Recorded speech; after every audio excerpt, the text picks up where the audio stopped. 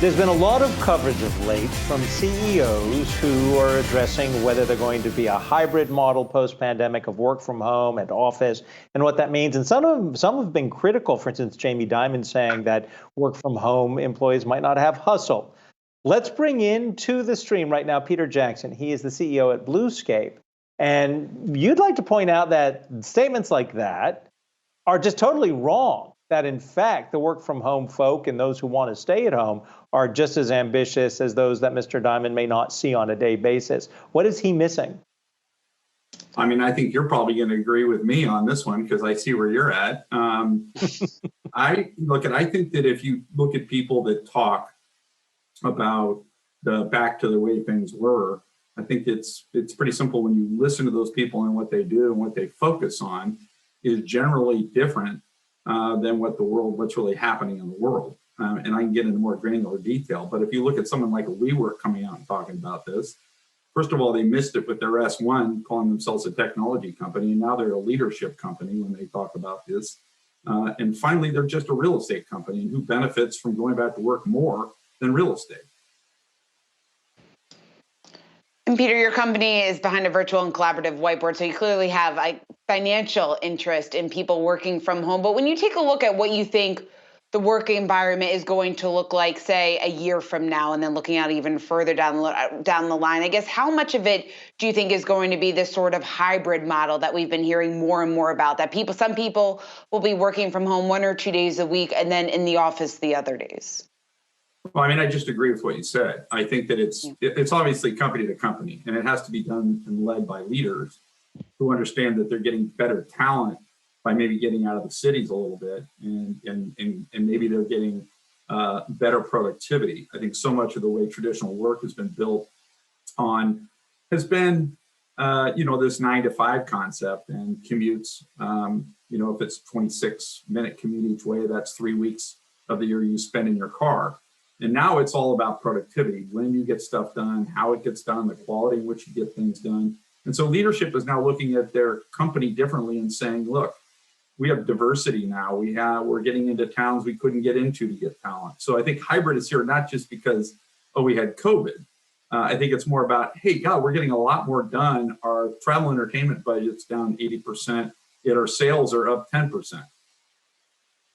It's a great point you've just made, but how do companies deal with the fact that at some point, you talk about productivity, employees who used to finish at 5 are now, they go have dinner, they visit with the family, and then they're back working.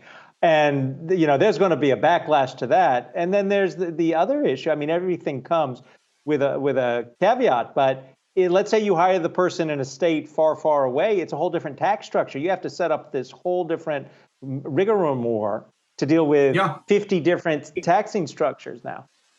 Yeah, no. So I think, look, the benefit, you talk about tax structures, and we talk about manufacturing. We started pushing everything over to China or to Mexico and whatnot. You're starting to just look at the world economy, and you look at our U.S. economy or Canadian economy. We're starting to say, where is the talent?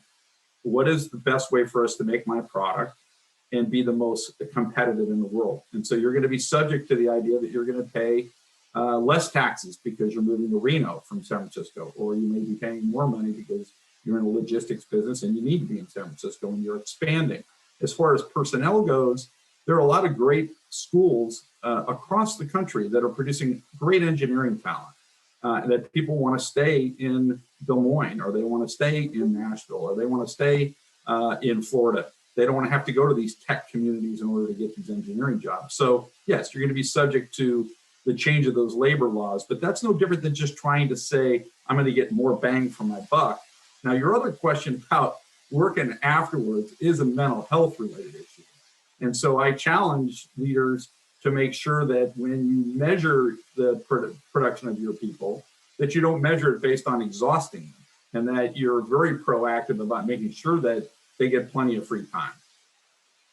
And Peter, your clients, they range from Fortune 100 companies to the Department of Defense. When you take a look at the companies that have been the most effective at making this change, have made their employees comfortable, productive, just comfortable overall in terms of working from home. Are you noticing a trend sector-wise, or are you noticing it just across all sectors? Really kind of blowing up more now than I would have thought. I mean, when I took over this role to build remote-based technologies nearly 4 years ago, the concept of remote work was, not as predominant as it is today. So I sort of fell into it.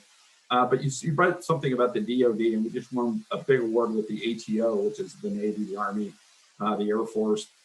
And the reason I bring that up is that those are lives in the field that are needing to get critical data, critical information as they do their jobs. And that was really the backbone of the first 6 years of this company, was building secure platforms so that people don't hack, or you're not doing screen share.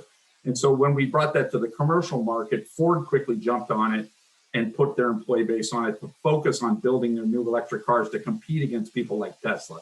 And so they sort of said, hey, we picked Bluescape because they're a whiteboard on steroids. And so the real platform really started to change the movie industry.